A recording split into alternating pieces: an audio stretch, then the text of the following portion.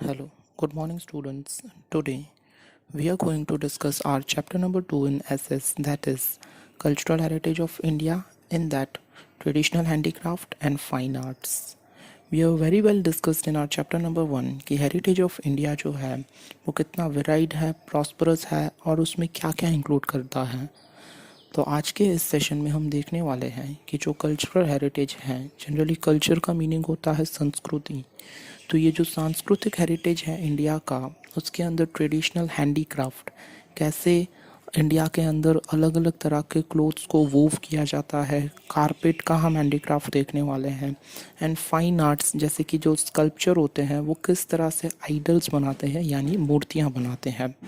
तो चलिए हम हमारे इंट्रोडक्शन की तरफ नज़र डालते हैं। तो ये है, India is a country of rich cultural heritage. India एक रिच कल्चरल हेरिटेज वाला कंट्री है। It includes materialistic and genetical heritage. ये मटीरियलिस्टिक और जेनेटिकल हेरिटेज इंक्लूड करता है। A child inherits physical and mental characteristics from the parents by birth is known as general inheritance. एक child जो कि अपने फिजिकल और मेंटल कैरेक्टरिस्टिक्स अपने पेरेंट्स में से लेकर बर्थ लेता है, उसे हम जेनेटिक इनहेरिटेंस बोलते हैं। Whereas house, land, estates like properties obtained from ancestors is called the material heritage।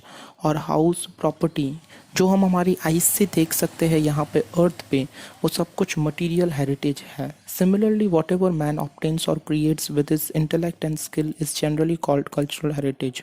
और इसी तरह से man अपनी इंटेलेक्चुअल यूज़ करके, इंटेलेक्ट यानी कि अपनी इंटेलिजेंस, दिमाग का यूज़ करके और स्किल का यूज़ करके जो भी कुछ बनाता है उसे हम कल्चरल हेरिटेज बोल सकते हैं, whether it is the genetical or it is the materialistic. In the same manner, tradition, customs, rituals and special types of lifestyle adopted by our ancestors is also known as the cultural heritage। और इसी same तरह से जो रीति रिवाज, जो धार्मिक क्रियाएं, जो हमारे पुरख पुरख जो होते थे, एंसेस्टर्स जो होते थे, वो परफॉर्म करते थे, वो भी एक हिस्सा है कल्चरल हेरिटेज का।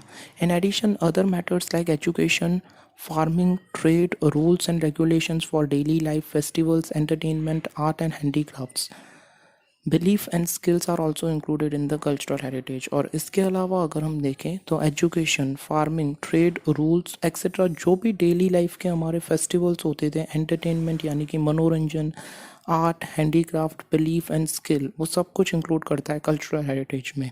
India being an ancient country of the world has its best tradition, social values, dogma, customs and family system. और इंडिया जैसे कि एक एंशिएंट कंट्री है, पौराणिक देश है, तो इसकी ट्रेडिशन, सोशल वैल्यूज़, सामाजिक वैल्यूज़ जो है, कस्टम्स और फैमिली सिस्टम जो है वो बहुत ही पुराना है और बहुत ही रिच है, जो हम बहुत अच्छी तरह से पढ़ चुके हैं चैप्टर नंबर 1 में। So it is our duty to preserve our cultural heritage.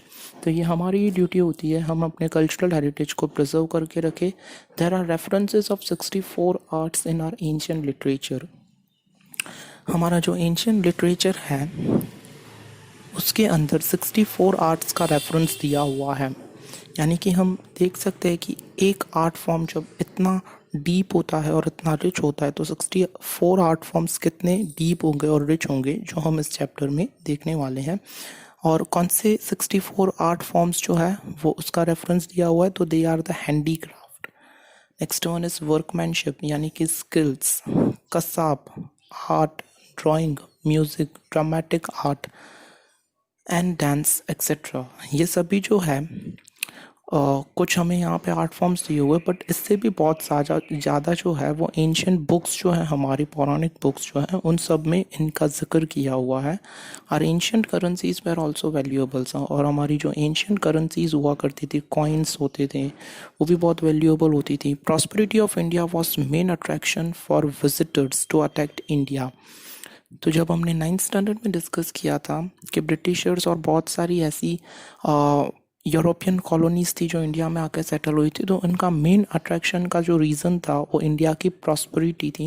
And today the education of yoga has been considered as a part of cultural heritage which has been accepted by whole world. और आज के time पे जब yoga world को सबसे ज़्यादा ज़रूरत जब योगा की है तो इसको भी एक पार्ट माना गया है एंशियंट बुक्स के अंदर, कि जो अभी होल वर्ल्ड पूरा जो देश है और बाकी सारे विदेश के जितने देश हैं वो भी एक्सेप्ट कर रहे हैं कि योगा की बहुत ज़रूरत है, उसे भी एक कल्चरल हेरिटेज का पार्ट माना गया है।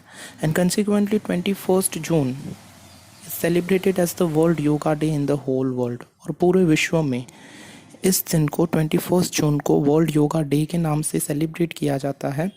And in this chapter we will learn about varied arts and craft of India. और इस चैप्टर के अंदर हम अलग अलग आर्ट के फॉर्म्स और क्राफ्ट के फॉर्म्स स्टडी करने वाले हैं। तो चलिए देखते हैं art of the Indian artisans, कि जो इंडियन आर्टिशियंस का आर्ट था वो क्या था। Artisans are those people who are next to the artist, यानी जिनके अंदर कुछ न कुछ कला होती है। The beauty of Indian cultural heritage is lying in traditional art of its artisans. और इंडियन कल्चर की जो ब्यूटी है, जो खूबसूरती है, वो लाई करती है ट्रेडिशनल आर्ट के अंदर, जो कि आर्टिशियंस हमें देते हैं। They have skilfully developed varied lifestyle of people through their remarkable art and handicraft industry. और उनके अंदर इतनी स्किल हुआ करती थी कि उन्होंने इंडिया को रिमार्केबल यानी कि आउटस्टैंडिंग बहुत अच्छा आर्ट फॉर्म दिया है। हैंडीक्राफ्ट इंडस्ट्री जो आज प्रैक्टिस कर रही है वो भी उनकी देन है, आर्टिशियंस पीपल की। वीविंग एंड एम्ब्रॉयडरी, वीविंग यानी कपड़ा बुनना, एंड एम्ब्रॉयडरी मीन्स किसी क्लोथ के ऊपर डिज़ाइंस एंड कुछ ना कुछ मार्क करना, उसे हम एम्ब्रॉयडरी बोलते हैं। वुडन आर्ट यानी कि लकड़ी की जो आर्ट होती है, furniture items and etcetera. Clay work यानी मिट्टी से जो काम होता है, ड्राइंग, पेंटिंग, लेदर इंडस्ट्री, चमड़े की इंडस्ट्री। एनिमल वर्क यानी कि पेंटिंग का वर्क, वो चाहे ऑयल पेंटिंग हो, वाटर पेंटिंग हो, एक्सेट्रा।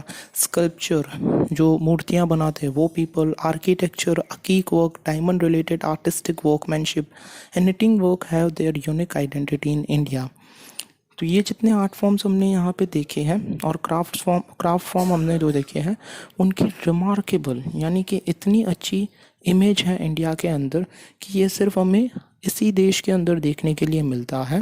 तो चलिए हम डिस्कस करते हैं। हमारा जो फर्स्ट वन दिया हुआ है art form, it is the clay work, यानी ऐसे यूटेंसिल्स बनाना और मटेरियल बनाना जो कि क्ले से बनते हैं, मिट्टी से बनते हैं। Man and clay have been closely associated since ancient time. Man और क्ले एंशिएंट टाइम से लेकर एक दूसरे के साथ में जुड़े हुए हैं। The whole life of man revolves around it from the cradle to the grave. और ऐसा माना जाता है और ऐसा होता भी है कि जो मैन की पूरी लाइफ होती है वो चाहे क्रेडल यानी कि बचपन में जब उसका जन्म होता है उसे झूले के अंदर जब झूलते हैं, और तब से लेकर जब उसकी डेथ होती है ग्रेवयार्ड तक, तब तक ये पूरी जर्नी में मैन की एंटायर लाइफ क्ले से एसोसिएटेड होती है, जुड़ी हुई होती है। And before the invention of the metal, जब मेटल इन्वेंट नहीं हुआ था, clay things were used abundantly. Toys, pots, pictures, earthen lamps, clay stove यानी कि चूल्हा, clay wares were made by the potters to store grains, milk,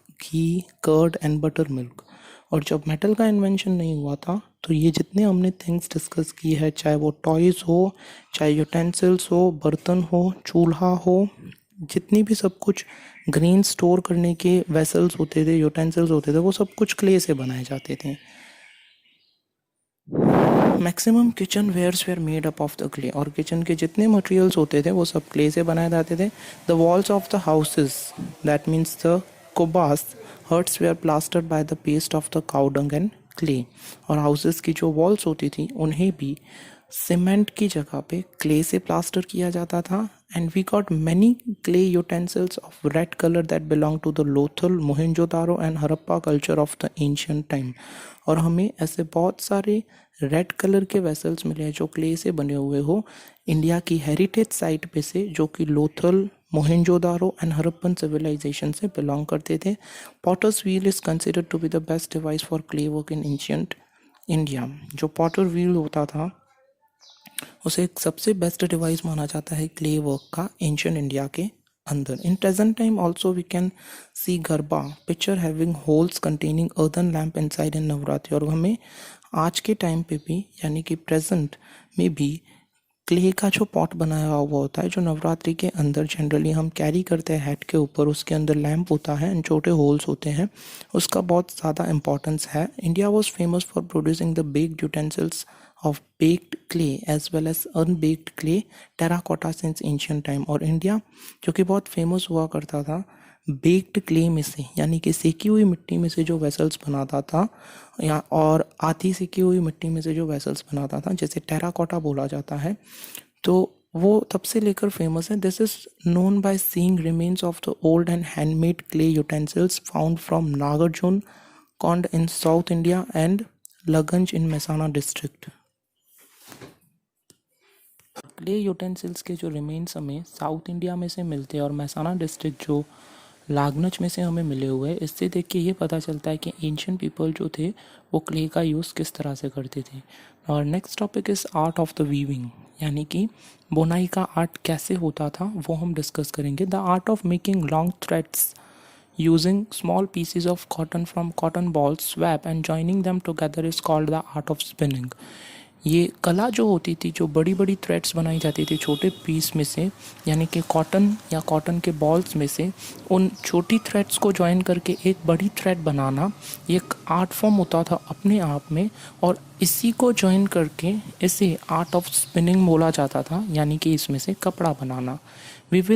we all know that Gandhiji had given it a special importance as a cottage industry and joined it with Swadeshi to make us self-reliant under the banner of freedom movement which has created a new history। और ये हमें बहुत अच्छी तरह से पता है कि गांधी जी ने जो हमें इम्पोर्टेंस समझाया था, महत्व समझाया था कि कॉटेज इंडस्ट्री जब इंडिया के अंदर, कॉटेज इंडस्ट्री मीन्स अपने हाथ से कपड़ा बनाना और स्वदेशी अपनाना, विदेशी को छोड़ना, ये गांधी जी ने हमें एक मोटो दिया हुआ था। जब फ्रीडम मूवमेंट चल रहा था इंडिया के अंदर, तब उन्होंने खादी क्लोथ को बहुत ज़्यादा इम्पोर्टेंस दिया था as compare to the foreign made clothes, जो कॉटन क्लोथ्स बनता था इंग्लैंड के अंदर और बाकी सारे यूरोपियन नेशंस के अंदर। तो आइए देखते हैं हमारे यहाँ पे कौन से आर्ट फॉर्म से जो वीविंग से जुड़े हुए हैं। तो first is the hand weaving, ऐसा वीविंग जो कि हैंड से होता है। Since ancient time India is known for its textile know how.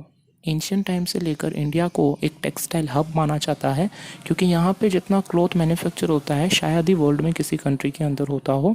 It is well known that the whole piece of cloth of a particular size, that is Dhaka, fine muslin of Dhaka could easily pass through a ring and could be adjusted in a matchbox।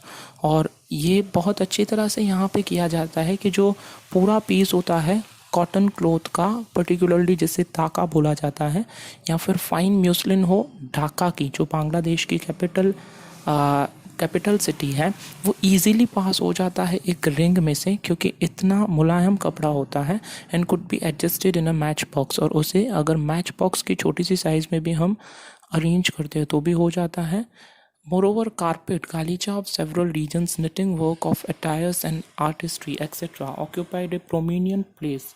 और इसके अलावा जो carpet, गालीचा बनाया जाता है several regions के अंदर India में, निटिंग वर्क होता है यानी कि बुनाई का काम, ऑन अटायर्स यानी यूनिफॉर्म्स एंड एक्सेट्रा जो क्लोथ्स बनते हैं, एंड आर्टिस्ट्री जो कला के काम होते हैं, उसकी एक प्रोमिनियंट इंपॉर्टेंट प्लेस है इंडिया के अंदर। Among them patola of Patan and Kanjivaram and Banarasi saris, bandhani of Rajasthan are unique identity of India. और इसके अंदर भी जो पाटन का पटोला है, कांजीवरम जो साउथ इंडिया का है, बनारसी साड़ी जो है वाराणसी की, बांधनी ऑफ राजस्थान, इनकी एक यूनिक आइडेंटिटी, अलग से एक पहचान बनी हुई है इंडिया के अंदर। And during the golden period of the Solanki era, जब गोल्डन पीरियड था सोलंकी एरा का, तब ये माना जाता है कि Gujarat has progressed in this field. Gujarat का बहुत ज़्यादा प्रोग्रेस हुआ था इन सब के अंदर, ये क्लोथ्स के अंदर। During the reign of Siddharth Jaisingh, many artisans came and settled in Patan। और जब सिद्धराज जयसिंह का रूल हुआ करता था पाटन के अंदर, पर्टिकुलरली गुजरात के अंदर, तो बहुत सारे आर्टिस्ट इंडिया में आके सेटल हुए थे। The Patolas of Patan become world famous due to their skills. और जो पाटन का पटोला होता था वो पूरे वर्ल्ड के अंदर फेमस हो गया अपनी यूनिक स्किल्स के लिए। This art of Patan is more than 850 years old. और ये आर्ट जो है पाटन का वो 850 साल पुराना है। Only handful of artisans have the skills for such a complicated and time consuming art. और बहुत कम आर्टिस्ट थे, यानी कि हैंडफुल का मीनिंग बहुत ही ऐसे कम, जो हम फिंगर्स पे काउंट कर सकते हैं, इतने कम आर्टिस्ट थे जिनके अंदर ये स्किल होती थी कॉम्प्लिकेट, यानी कि मुश्किल से मुश्किल ये जो काम होता था पटोला बनाने का वो सिर्फ उन्हें ही आता था, जो कि बहुत टाइम कंज्यूमिंग होता था, बहुत टाइम तक ये आर्ट चलता रहता था। The silk were produced in Patan is called patola of Patan. और पाटन के पटोले की अगर हम डेफिनेशन देखें तो इसका मीनिंग है द सिल्क वेयर, यानी कि जो सिल्क से बनाया जाता है, produced in Patan, basically Patan के अंदर मैन्युफैक्चर होता है, is called the Patola of the Patan. Ikat means weaving. Ikat का मीनिंग होता है कि वीविंग करना, यानी कि बुनाई करना। अब यहाँ पे ये बोला हुआ है कि the type of sari is design in such a manner that it can be Warne on either side. ये साड़ी रिवर्सेबल बनाई जाती थी, यानी कि ईदर साइड, दोनों तरफ में से हम किस तरह भी पहन सकते हैं। This type of patola variety has a good durability and its original colors remain intact। और इस तरह के पटोला की जो वैरायटी थी और जो ये इनकी जो ड्यूरेशन होती थी, ड्यूरेबिलिटी होती थी, वो बहुत लंबी होती थी, बहुत लंबे समय तक चलते थे। ओरिजिनल कलर्स का यूज़ किया जाता था और ये इंटैक्ट, यानी कि रियल दिखते थे एंटायर लाइफ टाइम में। That is a saying in the same reference, पड़ी पटोड़े बात फाटे पण फीटे नहीं। इसका मीनिंग होता है कि पटोला जो बनाया जाता था वो भले ही गिर सकता है, पर वो कभी फट नहीं सकता और कभी फिट नहीं सकता, यानी कि जो उसके कलर्स हैं वो कभी भी फेड नहीं हो सकते हैं। The design laid down in patola shall never fade even if the cloth may be torn. यहाँ इसका मीनिंग है कि जो उसकी डिज़ाइन होती थी वो तो कभी भी नहीं जाती थी पटोला की, भले ही क्लोथ फट क्यों ना जाए, या पुराना क्यों ना हो जाए, टॉन क्यों ना हो जाए, फट क्यों ना जाए, या उसका कलर भी कभी फेड नहीं होता था। रियल लाइफ लाइक ये होता था अपने एंटायर लाइफ के अंदर। इतने अच्छे पटोलास बनते थे पाटन के अंदर और अभी भी बनाए जाते हैं। Next topic is art of the embroidery. Art of the embroidery. The work of embroidery can be seen on clothes of the idols and statues which were found during the excavation of Harappan and Mohenjodaro. जो ये art होता था embroidery का, वो हमें idols, यानी कि जो मूर्ति होती है भगवान की, उसके और स्टैचूज़ के ऊपर during the excavation of Harappan civilization and Mohenjodaro के टाइम पे। The art of weaving on the clothes of man. जो ये आर्ट होता था मैन के क्लोथ्स पे, woman and children is very famous from the ancient times. और अलग अलग प्रकार की जो डिज़ाइंस जो क्लोथ्स पे बनाई जाती थी, मैन के क्लोथ्स पे हो या फिर वुमन के हो या चिल्ड्रन के हो, वो एंशियंट टाइम, पुराने समय से लेकर ही बहुत फेमस है। And this art of embroidery was seen on the clothes of man, woman and children in Sindh. और इसी तरह की जो एम्ब्रॉयडरी की आर्ट है वो चिल्ड्रन के क्लोथ्स पे, मैन के, वुमन के क्लोथ्स पे देखी जाती है सिंध के अंदर, जो प्रेजेंट डे पाकिस्तान के अंदर है, बट वो पहले हिंदुस्तान का ही पार्ट हुआ करता था। Saurashtra and Kutch region at the time of the Indus civilization. इन रीजन्स के अंदर एम्ब्रॉयडरी बहुत ज़्यादा फेमस होती थी। Similarly Kashmiri kasab work of Kashmir is also well known. जो कश्मीर के अंदर एम्ब्रॉयडरी होती है वो तो वेल नोन इतनी है, वर्ल्ड के अंदर वेल नोन है, not in our country but world के अंदर ये एम्ब्रॉयडरी बहुत फेमस है। Apart from embroidery, Bandhani of Jamnagar. Embroidery के अलावा जो जामनगर की बांधनी होती है वो Jetpur, Bhuj and Mandvi of Gujarat are very popular. इन रीजन्स की जो क्लोथ की स्टाइल है, बांधनी की जो पैटर्न्स है, कॉटन क्लोथ्स हो या प्रिंटेड क्लोथ्स हो, वो वर्ल्ड फेमस है।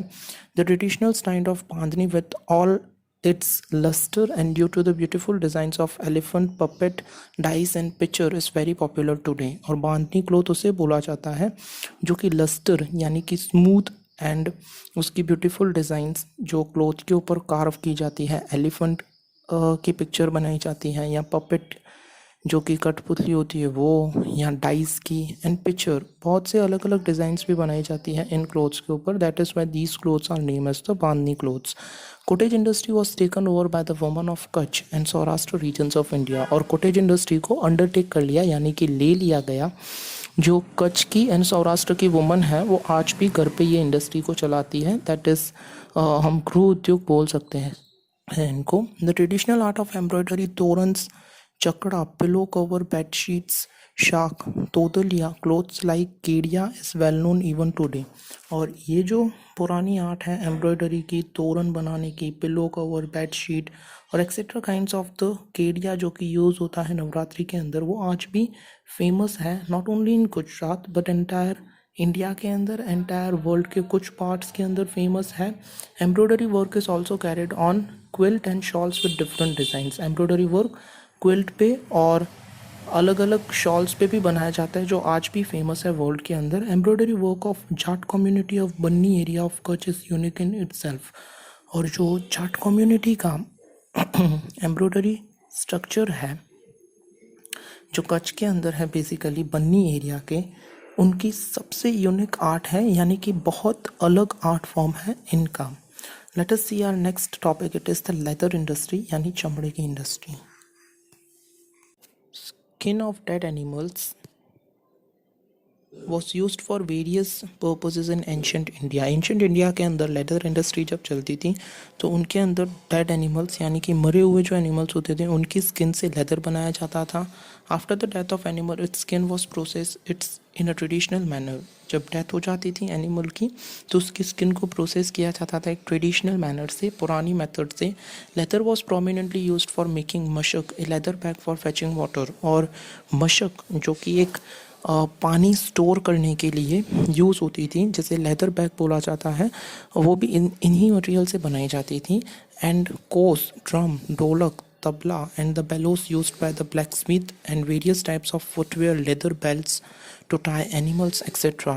Leather was also used to prepare shield which was used during the wars. ये कुछ हमने आइटम्स देखी जो कि बनाई जाती थी लेदर से लेकर। और लेदर का सबसे ज़्यादा यूज़ उसकी जो बेल्ट होता है, बैग होता है, एंड एनिमल को टाई करने का जो बेल्ट होता है, ये सब भी लेदर से ही बनाया जाता था। Leather industry at a prominent place in ancient India. Ancient India के अंदर लेदर भी एक बहुत इंपॉर्टेंट मटेरियल हुआ करता था और इसकी एक प्रोमिनेंट, बहुत ही एक ख़ास एक जगह थी इंडिया के अंदर। Well knitted mojari of Rajasthan, shoes, leather knitted purses, belts and other things made out of the leather for horse and camel like sach, pullan, lagam and whip were very much in use। और मोजड़ी जो हम where करते हैं, जो राजस्थान की एक famous footwear item है, shoes हो, लेदर निटेड पर्सेस हो, बेल्ट्स हो या अदर थिंग्स हो लेदर की, जो हॉर्सेस एंड कैमल्स के लिए भी बनाई जाती थी, चाहे उनके बेल्ट बांधने के लिए हो या साज हो, पालन हो जो बैठने के लिए कैमल के ऊपर और हॉर्स के ऊपर बनाई जाती है, जो लगाम घोड़े के अंदर कसने के लिए होती है, वो भी सब लेदर से ही बनती थी।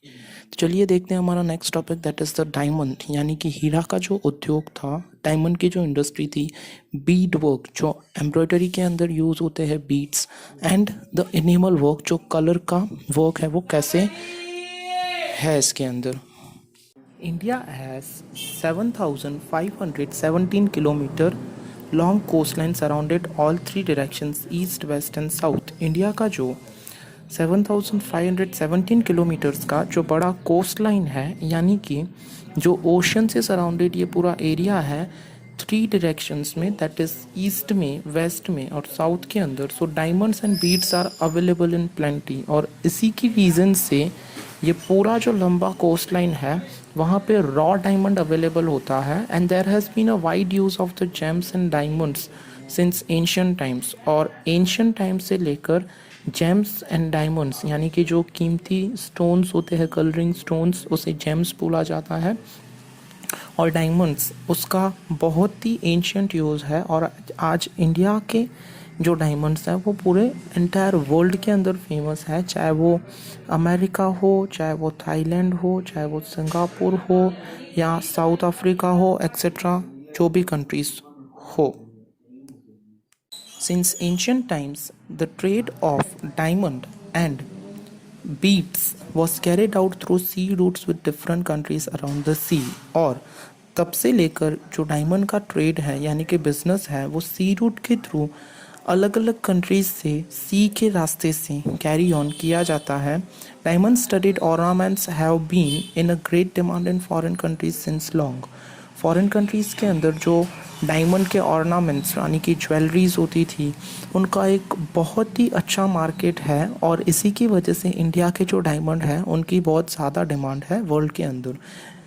The world famous diamonds like Kohinoor and great Mughal were found from India only. और कोहिनूर का हीरा और ग्रेट मुगल का जो डायमंड है, हीरा है, वो हमें फॉरेन कंट्रीज़ के अंदर जो इंडिया में से ही मिले हैं, बट आज हमें ये जो डायमंड्स हैं वो कोहिनूर और बाकी सारे अलग अलग जो डायमंड्स हैं उनका एक बहुत अच्छा नेम है।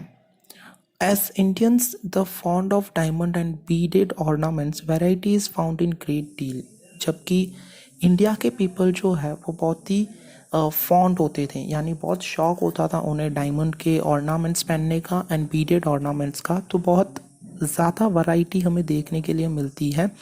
Earlier rich and royal people use to wear diamond jewellery apart from the gold ornaments. और जो राजे महाराजे होते थे, जो उनकी फैमिलीज़ होती थी, रॉयल फैमिली, तो वो डायमंड के जो ऑर्नामेंट्स हैं उन्हें पहनने का बहुत शौक होता था। दैट्स वाई ये बहुत ही फेमस है। Diamonds, rubies, beads, emerald and topaz were use to adorn and beautify the thrones and crowns and jewelleries like bracelet and garland etcetera of kings. Diamond, ruby एक ऐसा इम्पॉर्टेंट स्टोन है जो next diamond के बाद में आता है। वो चाहे बीड्स हो या एमरल्ड या टोपास जैसे कीमती पत्थर जो हो, वो थ्रोन्स और क्राउन में, राजा का जो क्राउन होता था, जो ताज होता था, उससे सजाने में, और ब्रेसलेट और गार्लैंड्स, जो उनके गार्लैंड्स होते थे, ब्रेसलेट्स जो हाथ में वेयर करते थे, उनमें बहुत ज़्यादा यूज़ होते थे ये पत्थर। Bead work is also found prominent in Gujarat. Gujarat में बीड वर्क भी बहुत ज़्यादा हमें देखने के लिए मिलता है। द ब्यूटिफुल बीड तोरन्स, पशित, पॉट्स, बारी that is door grills, frames, chakra, a traditional wall piece, decorative coconut used at the time of ceremonies, lagnana nariyal that is indoni, modia, hand fence, animal back cover, etc. are knitted in unique artistic way. The things which we have discussed in this, जिनका बहुत अच्छी तरह से knit किया जाता है एक unique artistic वे में, जो सिर्फ इंडिया के अंदर ही ज़्यादातर देखने में आता है। India has been a leading country in jewellery. India एक लीडिंग कंट्री है ज्वेलरी के अंदर, and since time immemorial India is the only country in the world where expertise can be seen in enamel work. ये अभी से लेकर नहीं, but बहुत सालों पहले से लेकर ये फेमस है। इंडिया को बहुत ही अच्छी महारत हासिल है, एक्सपर्टीज हासिल है एनिमल वर्क में, apart from the gold and the silver work. Gold और सिल्वर वर्क के अलावा enamel work means the artistic skill of inlaying the bright colours like red, green and blue in the gold silver ornaments like rings, bangles, earrings, की chain, etc. Exports of animal work are seen especially in Jaipur, Delhi, Lucknow, Varanasi and Hyderabad. Animal work basically वो work है कि gold jewellery और silver jewellery के अंदर जो stones use होते हैं, या सिल्वर के अंदर जो कि red, blue and green colour का यूज़ करके उसे और अट्रैक्टिव बनाया जाता है। इनके जो कारीगर होते हैं वो ज़्यादातर इंडिया में जयपुर, दिल्ली, लखनऊ, वाराणसी एंड हैदराबाद के अंदर पाए जाते हैं। Now let us see our next topic, it is the zari work. Zari, we are well known aware about एक ऐसा ब्राइट मटेरियल होता है जिससे किसी भी मटेरियल के अंदर हम यूज़ करते हैं तो चमक आ जाती है एक नई। Zari work is seen in India since ancient time. Zari work ancient time से लेकर इंडिया के अंदर देखने में आता है। Golden and silver threads are woven with clothes and embroidery is done with gold and silver threads to decorate the clothes. Golden और silver threads को वोवन किया जाता है क्लोथ्स के अंदर, ताकि जो वो गोल्डन एंड सिल्वर थ्रेड्स हैं वो क्लोथ्स को डेकोरेट कर सके। Surat is prominent place for zari work. Surat बहुत प्रोमिनियंट पोजीशन पे है जरी वर्क के अंदर। And knitting and embroidery of zardozi work. Zardozi work का जो निटिंग एंड एम्ब्रॉयडरी होती है वो यूनिक ब्यूटी, उसकी अलग से खूबसूरती है। Even artisans of Surat could make beautiful dresses like sari, panetar, gharchola etcetera bordered with zari if needed. और सूरत के ही आर्टिशियंस ऐसे हैं जो beautiful dresses like sari, panetar work, gharchola जो बॉर्डर कर सकते हैं जरी से अगर ज़रूरत होती हो तो नेक्स्ट इज मेटल वर्क, जिसका मीनिंग है एनग्रेविंग। मेटल वर्क यानी ऐसा वर्क मेटल से बनाना, मेटल जो एक मेटल होता है उससे कुछ भी इंस्ट्रूमेंट्स बनाना या एक्सेट्रा थिंग्स बनाना। Metal work is also a very old form of art of India. Metal age begin and developed after stone age. Metal work बहुत ही एक पुराना आर्ट फॉर्म है इंडिया का। मेटल एज बिगिन हुआ था स्टोन एज के बाद में।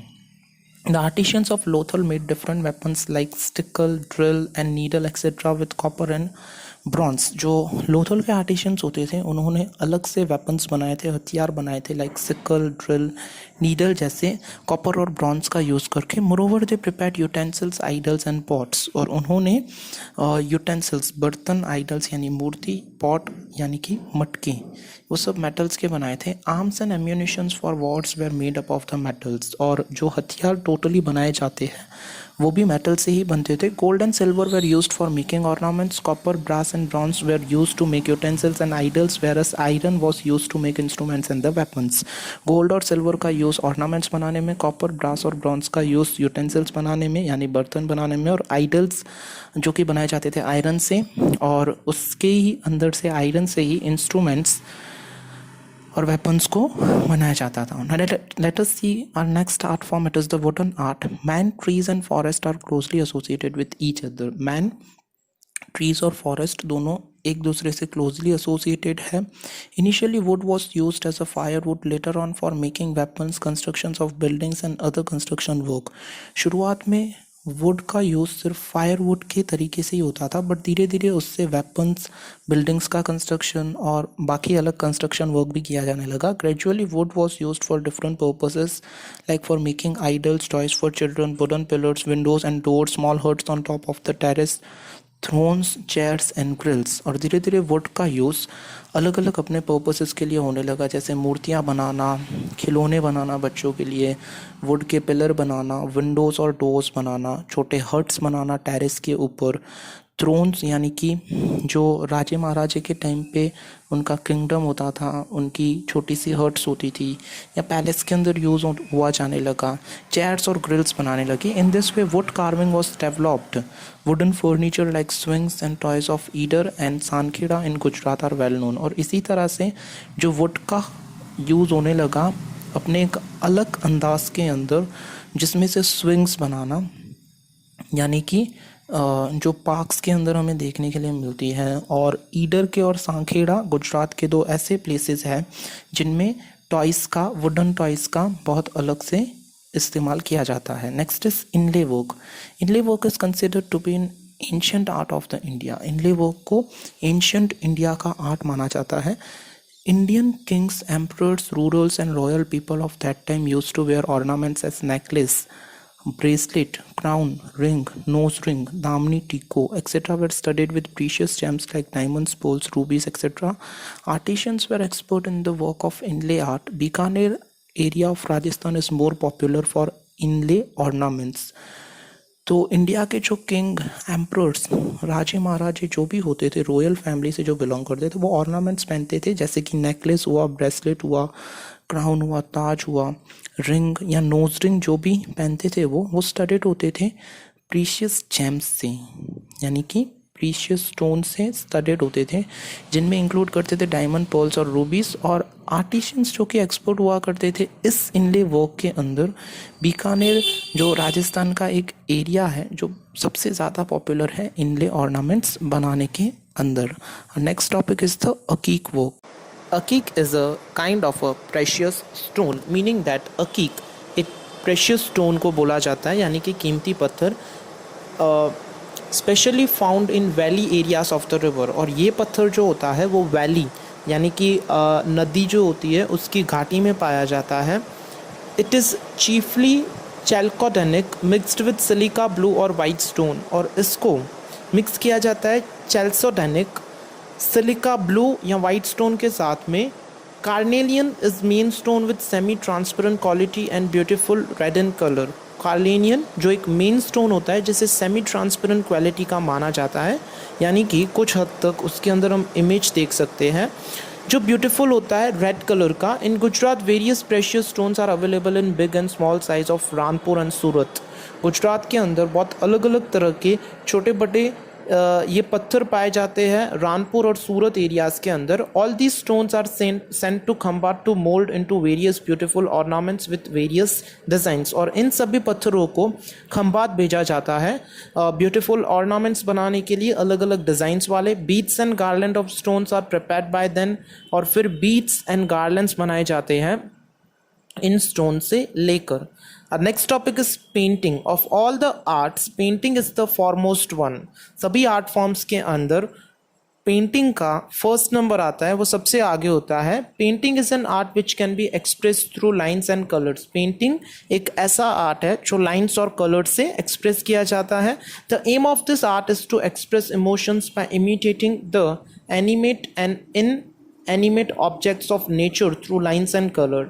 और इस आर्ट का एम ही ये है कि इमोशंस को एक्सप्लेन करना, एनिमेट करना पिक्चर्स को, एनिमेशन यानी कि लाइफ लाइक रियलिटी वाला स्ट्रक्चर देना, और नेचर के ऑब्जेक्ट्स को कलर से एंड लाइन से शो करना. We have evidence of Indian art of painting from the remains of 5000 years old Harappan civilisation. हमारे पास में इंडियन आर्ट ऑफ पेंटिंग के रिमेन्स है 5000 साल पुराने, जो कि हड़प्पन कल्चर में पाए जाते हैं. Various models of painting have been found out many times by the archaeological department during excavation work. और अलग अलग मॉडल्स पाए जाते हैं पेंटिंग के, जो कि आर्कियोलॉजिकल डिपार्टमेंट के पास है, जो एक्सकेवेशन वर्क अंडरटेक करता है इंडिया के अंदर. We have traces of the pictures of animals and birds in the cave painting of primitive man of stone age at Bhimbetka, Madhya Pradesh. People use to draw geometrical designs and sketches. हमारे पास में traces है, यानी history के अंदर जो कुछ objects हमें मिलते हैं जो हज़ारों साल पहले के जो पीपल होते थे वो क्या यूज़ करते, तो उन सभी के ट्रेसेस जो ये शो करता है पिक्चर्स ऑफ एनिमल्स और बर्ड्स. भिमबेटका एक स्टोन आर्ट की एक साइट है जहाँ पे प्रिमिटिव मैन स्टोन एज का क्या करता था, स्टोन का किस तरह से यूज़ करता था, वो आज भी पाए जाते. People use to draw geometrical designs and sketches. और तब के जो पीपल होते थे वो जो उनकी डिज़ाइन काव करने की स्टाइल होती थी वो सबसे डिफरेंट डिज़ाइन हुआ करती थी. Elephant, rhinoceros, deer are notable among them. और इन एनिमल्स के अंदर एलिफेंट, राइनोसरस, डियर जैसे नोटेबल एनिमल्स हमें देखने के लिए मिलते हैं. Ajanta Ellora are incomparable specimens of such paintings. Aurangabad Maharashtra के अंदर अजंता एलोरा की जो केव्स है उनकी पोजीशन बहुत इनकम्पेरेबल है, मतलब किसी से हम कंपेयर ही नहीं कर सकते हैं. यहाँ पे दिया हुआ है पद्मपानी अजंता की एक पिक्चर दी हुई है, जिससे हम क्लियरली देख सकते हैं कि तब के पीपल जो इंजीनियरिंग की कोई डिग्री नहीं करते थे पर किस तरह से ब्यूटीफुली बिल्डिंग्स को और तब के मॉन्यूमेंट्स को स्ट्रक्चराइज कर सकते थे. Drawing the sketches of Swastik picture Ganesh eight the time of festival and celebration is an old tradition of India. और स्केचेस ड्रॉ करना स्वस्तिक के, जो कि आजकल पूजा के पहले ड्रॉ किया जाता है, पिक्चर और पिक्चर यानी जो बड़ा घड़ा होता है वो गणेशा, और फेस्टिवल्स के टाइम पे ये जो सब कुछ सेलिब्रेशन किया जाता था वो एक ओल्ड ट्रेडिशन है इंडिया का. Rangoli making is also very old tradition in some of the regions of India. Rangoli making भी बहुत एक पुरानी आर्ट फॉर्म है, एक पुरानी परंपरा है इंडिया के अंदर, जो काफ़ी सारी रीजन्स में हमें देखने के लिए मिलती है. अब हमारा नेक्स्ट टॉपिक डिस्कस करेंगे. यहाँ पे हमारा फर्स्ट टॉपिक फिनिश हुआ, that is the traditional handicraft. अब यहाँ से सेकंड पार्ट स्टार्ट हो रहा है जिसको हम बोल रहे हैं फाइन आर्ट्स. आर्ट्स से मीनिंग ये होता है कि कला. अब फाइन आर्ट्स मतलब वो ब्यूटीफुल कला, वो खूबसूरत कला जो इंडिया को महारत हासिल है कुछ फील्ड्स के अंदर. जो नेम दिए हुए हैं ये है singing, playing, dancing and performing roles of different characters as a unique feature of Indian culture. ये सब जो दिए हुए हैं singing, playing, dancing and performing roles, अलग अलग कैरेक्टर्स के रोल्स प्ले करना हम देखते हैं थिएटर्स में, और जो प्लेज होते हैं, नाटक होते हैं, उन सब में जो रोल्स परफॉर्म करते हैं एक्टर्स, उनको महारत हासिल है. Entertainment with moral education has been imparted since ancient time through dramas based on the greatest scriptures like Ramayana and Mahabharata. Entertainment करना लोगों को, इसके साथ में मोरल एजुकेशन भी देना. Moral education means what is good और बैड. इन सब के साथ में एंशियंट टाइम्स में जो ड्रामा बेस्ड होते थे, ग्रेटेस्ट स्क्रिप्चर्स, जो बड़े बड़े स्क्रिप्चर्स होते थे लाइक रामायण एंड महाभारत, उनसे हमें बहुत कुछ सीखने के लिए मिलता है. और next form is music. Indian music is unique in the world from the point of view of tune, rhythm and harmony, and so it is different from the music of other countries of the world. ये बहुत खास बात है कि India का जो music है वो सबसे डिफरेंट है वर्ल्ड के अंदर, क्योंकि इसमें बहुत अच्छा पॉइंट ऑफ व्यू एक्सप्रेस किया जाता है on the basis of various aspects like tune, rhythm और हार्मनी होती है सबके बीच में, जो बाकी कंट्रीज़ की कंपैरिजन के वर्ल्ड में जो कंट्रीज़ हैं. हमारा म्यूज़िक डिफरेंट इसलिए क्योंकि हम जो इंस्ट्रूमेंट यूज़ करते हैं वो एंशियंट इंस्ट्रूमेंट्स हैं. वर्ल्ड के बाकी सारे कंट्रीज इन सबका ज़्यादातर यूज़ नहीं करते. Samaveda one out of the 4 Vedas is considered to be associated with the music. हमारे जो 4 वेदास हैं उसमें सामवेद को म्यूजिक जिसके अंदर पाया जाता है, यानी कि उसके अंदर अलग अलग ट्यून्स और ये सब कुछ एक्सप्रेस किया हुआ है जिसको म्यूजिक से एसोसिएट किया जाता है. रिचास ऑफ सामवेद आर संग with the tune and rhythm of music. और जो रिचास है उसको सामवेद के साथ में म्यूजिक और ट्यून के साथ में सिंग किया जाता है, यानी कि गाया जाता है. And music involves both singing and playing. Sa re ga ma pa dha ni are the 7 vowels of the music. ये 7 वॉवल्स हैं म्यूजिक के. Indian music can be divided mainly into 2 parts, classical music and folk music. Indian music को 2 पार्ट्स में divide किया हुआ है. Classical music, जो कि हम क्लासिकल इंस्ट्रूमेंट्स यहाँ पे हमें नीचे देखने के लिए मिल रहे हैं. सितार है, तानपुर है, सारंगी है, रुद्रवीणा है, जो बेसिकली क्लासिकल ट्यून्स बनाने में यूज़ होते हैं. और फोक म्यूज़िक मीन्स हर एक स्टेट का अलग अलग फोक सॉन्ग्स होते हैं. जैसे राजस्थान का घूमर हुआ, गुजरात का गरबा हुआ, महाराष्ट्र का लावनी हुआ. हर एक स्टेट के अलग अलग जो सॉन्ग्स होते हैं उसे हम फोक सॉन्ग बोलते हैं. We have 5 ragas in classical music. हमारे पास में 5 राग है क्लासिकल म्यूज़िक के. That these ragas are Shri, Deepak, Hindol, Megh and Rag Bhairavi. It is believed that all these ragas naturally come out of the Panchmukh of Lord Shiva. और ये माना जाता है ये पांचों राग नेचुरली लॉर्ड शिवा के माउथ में से आते हैं. And in ancient India many texts were written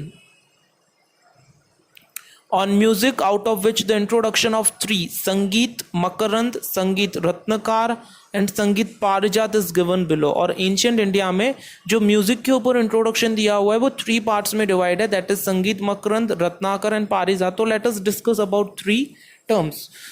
Now Sangeet Makarand, the music scholar Narad who had written Sangeet Makarand is about 900 BC.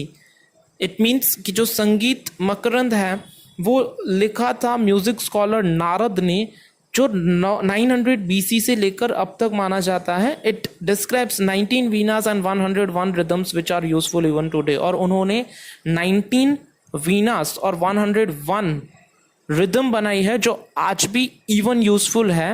Next one is Sangeet Ratnakar. The writer of the text was Pandit Sarang Dev. He lived in Daulatabad Devagiri, so he was familiar with south and north Indian music.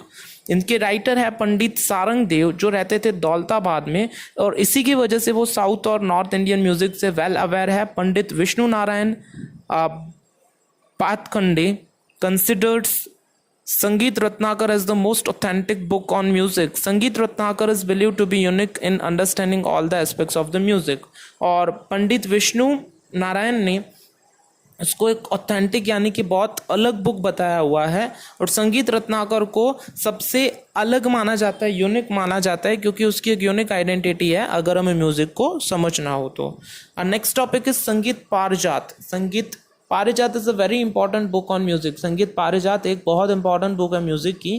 Pandit Ahobal had written this text in 1665. Pandit Ahobal ने ये text को 1665 में लिखा था और north हिंदुस्तानी music के ऊपर. He had noted one important characteristic feature of all the ragas, saying that the ragas have their own individual identity and characteristics. और उन्होंने ये रागा जो लिखा था उनकी एक अलग से आइडेंटिटी थी और characteristics. He has describe 29 types of tune. उन्होंने 29 टाइप्स ऑफ ट्यून्स को डिस्क्राइब किया था.